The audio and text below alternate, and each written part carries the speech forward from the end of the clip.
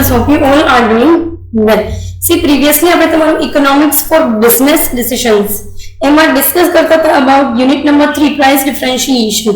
Fine, અને price differentiation જે છે એની અંદર તમે અલગ અલગ types જે છે એ સ્ટડી કરેલું.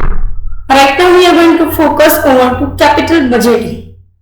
Fine, capital budgeting you people have already studied it in a Gujarati medium schooling or in English medium schooling. One you have studied the types of capital, equity capital, which is ownership part, preference, which is also ownership part, profit, which is also ownership part, and depreciation fund, which is also ownership part. Fine, as well as you have studied about debt instruments or borrowed capital through which you can raise the fund, debentures, fine, term loans, public deposits, commercial banks, fine, financial help from the government and foreign capital. So these things you have already studied in your SPCC, or we can say that in your other subjects such as business administration. Fine. Today we are going to focus over to capital budgeting in certain technical way. Fine. You have already studied the basics, so we are going to study it in depth. Let us focus over to meaning of capital budgeting. Investment is defined as the acquisition of durable productive facilities in the expectation of future gain. See, what things to be considered as a part of investment or upon which we are going to invest money. So those facts or those features or facilities must be durable in nature. Why so durability is important? Because it must give you longer, it must give you return for a longer period of time. If it is shorter period of time, then it will not be useful for you, and it will not eventually create any kind of usefulness for you. Fine. So investment must be defined as the acquisition of durable gains that can last for a longer period of time. Fine. And for only that purpose we are going to invest some money in our business. Fine. Investment normally consists of physical capital like plant, equipment, building and machinery, which are our basic normal factors of production. Fine. And those factors of production are going to give us some of the other type of return. Say for example plant, upon which you can invest certain money and get return on the basis of larger production scale. Fine. Upon equipment, which is going to give you some efficiency in terms of production. Building, which build up your layout, and machinery, fine, which you can absorb on the basis of technicalities or on the basis of man-made things. Fine. So on a very basic or very normal context, capital budgeting consists of actually 4 features of or 4 factors of your business aspect. Fine. જેની અંદર આના સિવાય પણ ઘણી બધી વસ્તુઓ જે છે ઇન્ક્લુડેડ હોય છે, such as manpower, which is equally important as your technical or technological power. Fine. Because જે કોઈ પણ ઇક્વિપમેન્ટ છે, જે કોઈ પણ મશીનરી છે, બિલ્ડિંગ છે, તમારું લેઆઉટ છે, without man power you can not run it. Fine. And that too smoothly. તમે એને સ્મૂથલી જે છે એ આ બધી વસ્તુ જે છે એ કર્યા વગર રન કરી શકવાના નથી. Not now and not after some time. Fine.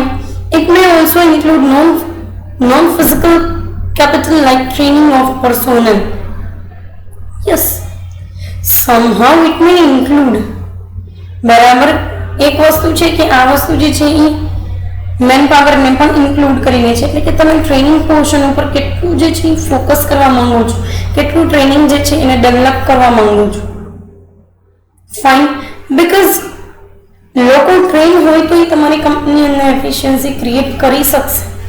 If they aren't trained, then they must have to focus over certain aspects of, they must have to particularly need or must have to take needs of or support of any of the expert which are available to them.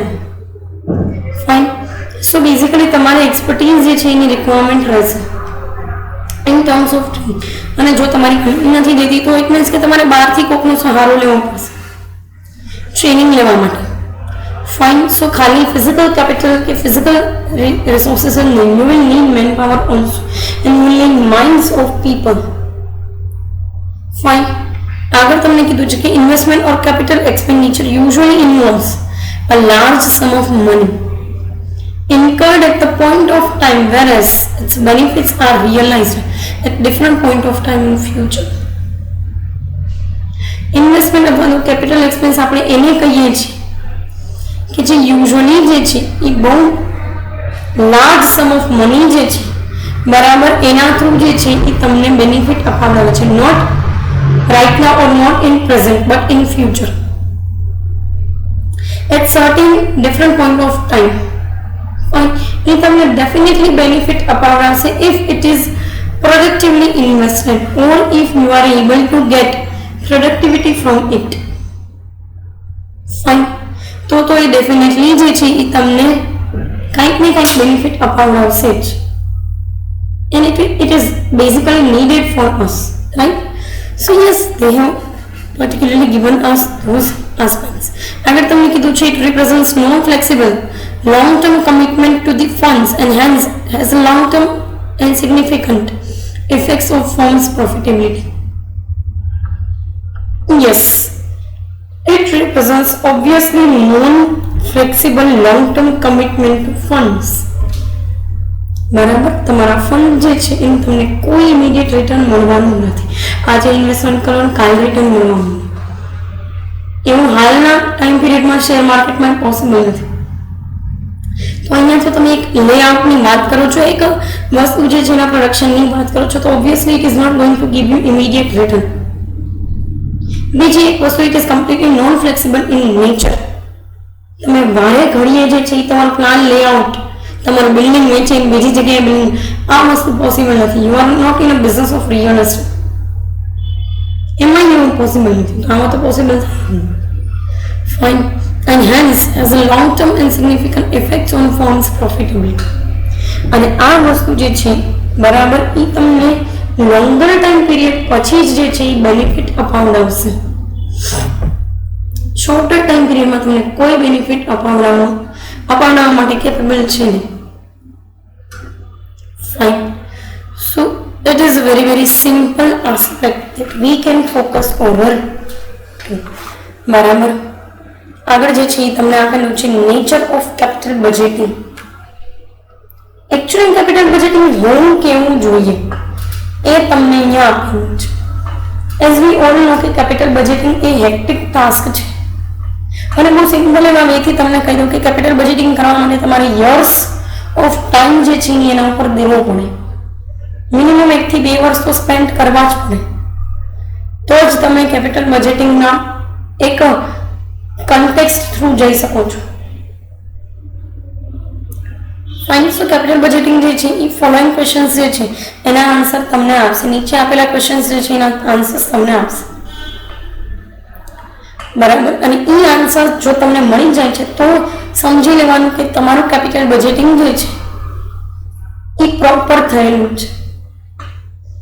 First question you are going to ask to yourself that how much money will be required for the expenditure in near future. આગળના સમયનું છોડી દો. અત્યારે તમારે કેટલા જે છે પૈસાની રિક્વાયરમેન્ટ છે